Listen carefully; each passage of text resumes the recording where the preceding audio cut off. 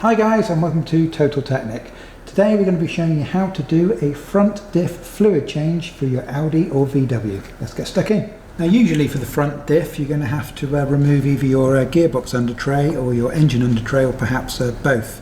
If you're not 100% sure where the front diff is, it's normally quite easy to locate. Obviously it's going to be between the drive shafts, so you can look on the inside of the wheel here, got the drive shaft just here coming up, and that's going to join in, and this little unit right in here is going to be our front diff. You can actually see there's the drain plug on it right there. So just by using a bit of common sense you can see kind of where it is. Once you've located it, obviously if it's got plastic trays underneath it, which it most likely will have, then whatever plastic trays it has you need to get rid of. So how often should the fluid be changed in your Audi or VW front diff? It does vary a little bit depending on the exact model that you have, but what we have here today is an Audi Q7. This is a fairly typical example, and on this one it's every 80 to 90,000 miles. But if you need a more specific answer, what you can do is you can do a quick Google search to find out what the intervals are on your particular model. And with regards to the type of fluid that you're going to be putting in, again that can vary depending on your specific model, so it's always best to do a Google search and double check. If you go to one of the oil companies' websites, they often have an oil finder. You can put in your specific vehicle and then look through and find out what it is recommended for the front diff. Working on the Audi Q7 today. This one actually takes fully synthetic 75W90, and for our application it must conform to GL5. But that is for the Audi Q7. It might vary depending on your particular model, so always be sure to do a double check via Google and find an oil finder on one of the oil suppliers' websites. And the other thing we need to think about is access, because we need to be able to have good access to the plugs that are on our front diff. And this is going to vary depending on the exact model that you have. Today we're working on Audi Q7. The access isn't too bad, so theoretically you could crawl under this car and just about do it. It would be a little bit tight, but again, if you had something like the air suspension, you could always lift the air suspension up, and obviously that would give you even more space as well. But if you're doing this job on a smaller vehicle like an Audi A1 or an Audi A3, something like that, obviously it's going to be much lower to the ground, and so space will be much more limited. And so for smaller cars it's highly likely that you're going to have to lift the vehicle. Now the problem with that is this refill process, as you'll see as you watch through the video, is done entirely using gravity. So it's important that the car is lifted evenly. You can't just jack up one end of the car because that will throw the levels off completely. The whole car needs to be lifted evenly on all four corners. And of course that's very easy if you've got a ramp or a lift, but if you're doing this at home, chances are you're not going to have that luxury. So in that instance, if access is really bad, you're going to have to lift that vehicle maybe onto 4 axle stands, one in each corner, which can be a complete pain, but it's one of those jobs that often just lifting the car and getting it up on the axle stands can be more of a pain than actually doing this refill job itself. But regardless of how you do it, just remember that it does have to be lifted evenly. You can't just lift up one end, and however you do it, please be sure to work safely. So on your front diff, you should find somewhere near the bottom here, you should find that you've got a little drain port. This will look very similar to the drain plug that you have on the bottom of your engine pan for draining the oil. You should be able to find one of those quite easily. And if you look around your front diff, you're looking for another one of these. They're usually exactly the same size and type of plug, so you want to find another one. Now here it's just up there. This is the front of the vehicle in this direction here, and just on the end of my finger there's another one that's identical, and that's actually our fill port. So we've got a fill port up here and we've got a drain port down here. And the way this works is really simple. Obviously inside here it is filled with fluid, and so during the process, as you'll see, obviously we'll be draining the fluid out, so this will be removed, drained out, put back in, and then we refill the fluid until it starts to overflow out of that hole, and then we put that plug back in, and that's filled to the correct level. And that's why it's essential, as I mentioned before, that the car is lifted evenly. You can't jack up one end, because this process here relies 100% on gravity. So we've now identified our fill port and our drain port, and we need to get stuck in and get the fluid drained. So you may be thinking, okay, well, what I'll do is I'll undo this and get this fluid out, but you should never touch this drain plug until you know that your fill plug can definitely be removed. The reason being is if you go ahead and you take this drain plug out, drain all of the fluid out, and then you come up to this one and then try and undo your fill plug, and something goes wrong, maybe it rounds out or you just can't get it out and there's a problem getting that plug out, then you are essentially stuck because you drained all your fluid out. You've got no way to put it back in, and so you've now got a car that can't run and can't be driven. So it would have to be towed to your local garage, and it's going to be an absolute nightmare, and that's a headache that you don't need. So before you ever touch the drain plug on any of these kind of gravity fill systems, you should always make sure that you undo the fill plug first, just to make sure that there's no problems there. Once you know that that one, the fill plug, is good, then we can look at the drain. Another good idea is just to give the centers of these plugs just a bit of a clean out, just using a metal hook tool here, especially if you've got any corrosion or anything like that, or dirt in them. These aren't, these are both really clean, so there's not really any problems there. If you have any dirt in there, it's always a good idea just to get rid of it using the hook tool, so that when you come to put your hex bit up inside that plug, it goes in right to the very end. What you don't want to do is have it filled with dirt and you just kind of push it in halfway, and then you try cranking it off and it rounds off because you're only halfway in there. That can be an absolute nightmare. So on any of these kind of fittings, it's always best to make sure that you can get that hex bit right in as deep as it possibly can, avoid as many problems as you can. Just give it a bit of a clean out first. Like I said, these are good, but yours might not be. And also, again, if yours have got lots of dirt or corrosion around them, it's sometimes a good idea just to rub the tip of the hook tool just gently, not too hard, just around the outside, just to break that seal. Again, these are really clean, so I wouldn't do it on these normally, but it's always a good practice, especially if yours are kind of gunked up with dirt or kind of used oil or that kind of thing. Likewise, I've got some penetration fluid here. I'm just going to put a little bit of that on there. Again, like I mentioned before, these are really clean, so I don't really need to do it at all, but I'm just using this as an example. Yours might not be clean, and that would just help crack off any kind of dirt. That helps seep in just a tiny bit, just around the edges just there. I'm using Plus Gas here. There are hundreds of different brands, things like Liquid Wrench and things like that, or even a little bit of WD-40.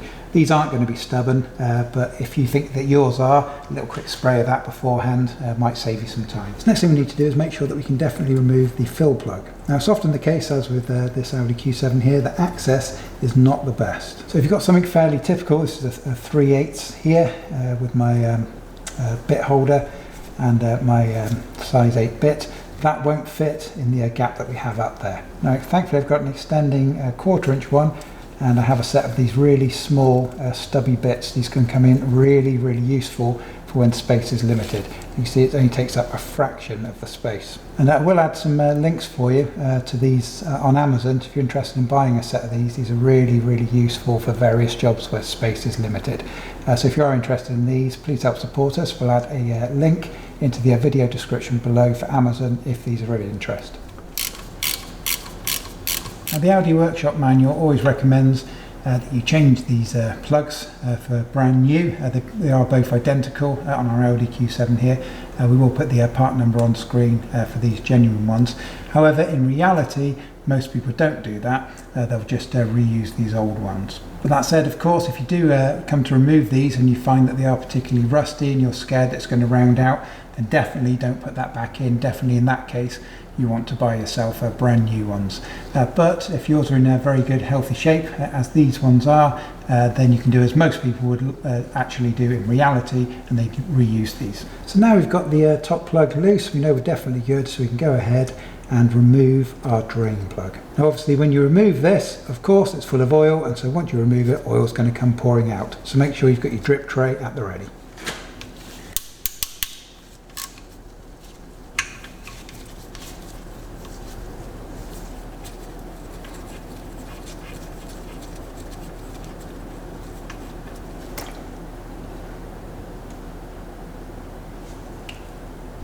So we've left this now for 6 or 7 minutes, and as you can see we're down to the very slowest of drips, so we're job done. So what we're going to do is give this a bit of a clean up and get rid of any of this excess here, and then we're ready to refit our drain plug. And reinstall your plug. So now you want to grab your torque wrench and torque this up to the correct specification, which in our Audi Q7 here is 35 Newton meters. Next thing to think about is how we're going to get the fluid in there. And now hopefully you'll have access like we have here. We've got our bottle here, but we've got pretty decent access on our Audi Q7. You can see we can just about get the bottle into the fill port there, so it's not too bad on this particular vehicle. And what I'm going to use is a piece of plastic tubing as well, so I can put that in, and that will give me quite a lot of flexibility as to the bottle position. However, if your access isn't as good as this, your worst case scenario is you can get a longer rubber tube and actually run it all the way out to the front or out the side of the vehicle, and as long as the end of the tube is higher than this drain port, so you can kind of come halfway up the car if you like, then you can actually feed the fluid down, because obviously it will just feed through with gravity. But that can be a little bit wasteful, because then of course you've got all of that fluid that's going to be in whatever length of pipe you're using. So ideally, if you can get the bottle in close as we can, that's your better option, but sometimes that's just not viable, and so what you've got to do is you've got to run a much longer tube and take it, maybe up into the wheel arch, or maybe out in this kind of direction, out to the outside of the vehicle, and then you can maybe attach a funnel or just squeeze it down from that part there. As long as the top of your tube on the outside of the vehicle is higher than the fill port in this, then gravity will naturally take it into this.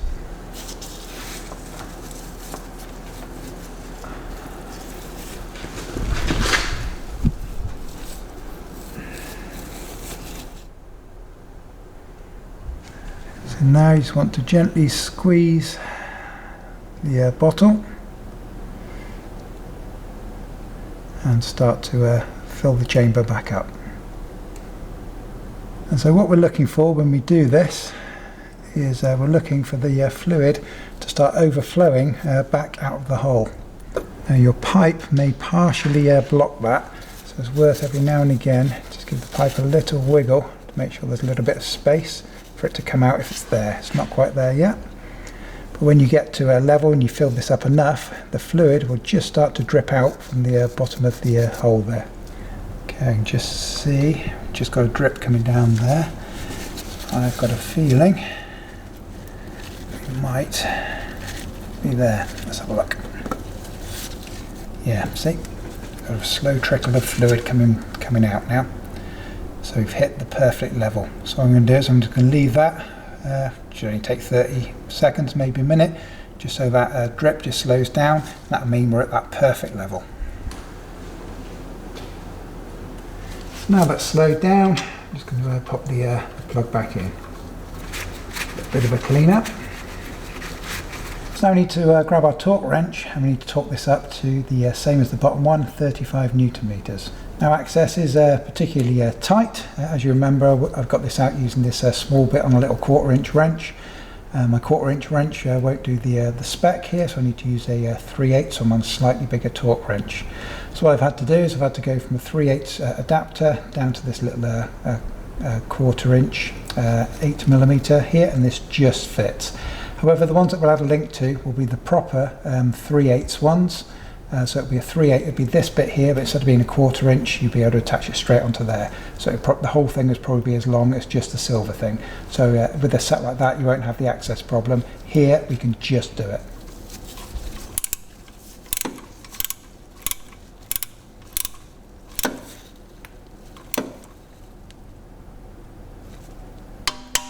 Now again, just give it a good clean up, because you want to make sure these aren't leaking. And so you want to get rid of any remnants of any of the previous fluid, so you don't want to confuse that with any potential new leaks. So get it bone dry, give yourself the best chance. So the next job, before you go ahead and put your under trays back on, would be to take the car for a quick 10-minute drive and bring it back and stick your head back underneath here. You don't have to jack it all up again. Hopefully you'll be able to shine the torch or use a mirror tool. You want to get a good view of the two ports that you've been working on. Make sure you've got no signs of drips coming from those. If that's good, then you can go ahead and put the engine under trays back on. And when you put your engine under trays back on, make sure that there's no kind of old oil drips or anything on the underside of them, because over the next few days you're going to be keeping an eye out for any potential oil drips.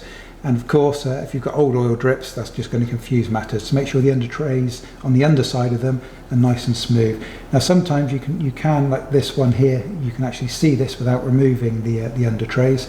And so in a day or two, once you've done a bit more driving in the car, again it's worth sticking your head under here with a torch and maybe a mirror tool and seeing if you can see both of these, just to make sure that you're not seeing any signs of leaks. And assuming that you're still bone dry after a couple of days driving, you can consider that job done. So that's it. That is how to change the fluid in your front diff. If this video has been entertaining or helpful in any way, we always ask to please take 1 second out of your busy schedule just to hit that like button for us. Also, please consider subscribing. We've got loads more great Audi and VW DIY content on our YouTube channel just waiting for you to check out. We appreciate it. We will see you again.